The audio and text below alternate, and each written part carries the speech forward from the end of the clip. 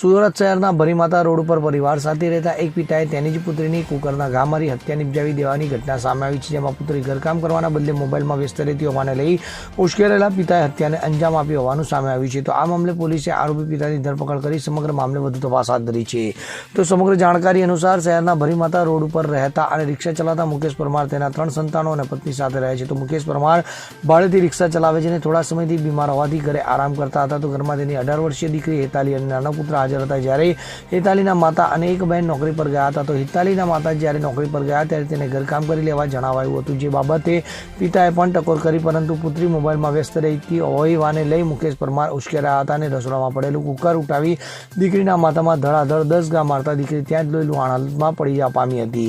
ત્યારે આ હુમલાના કારણે બૂમાબૂમ થતાં જ આસપાસથી લોકો દોડી આવ્યા હતા અને લોહી લુહાણ હાલતમાં હેતાલીને તાત્કાલિક એમ્બ્યુલન્સ દ્વારા સારવાર અર્થે સિમેર હોસ્પિટલમાં ખસેડવામાં આવી હતી, પરંતુ સારવાર દરમિયાન ગત રાત્રે હેતાલીનું મોત નીપજ્યું હતું. તો આ ઘટનાની ચોક બજાર પોલીસને જાણ થતાં ટીમે દોડી આવી ગુનો નોંધી દીધો હતો અને આરોપી પિતા મુકેશ પરમારની ધરપકડ કરી સમગ્ર મામલે તપાસ હાથ ધરી હતી. Bureau report CN24 news. હવે જુઓ દેશ દુનિયાની તમામ ખબરો તમારી આંગળીના ટેરવે.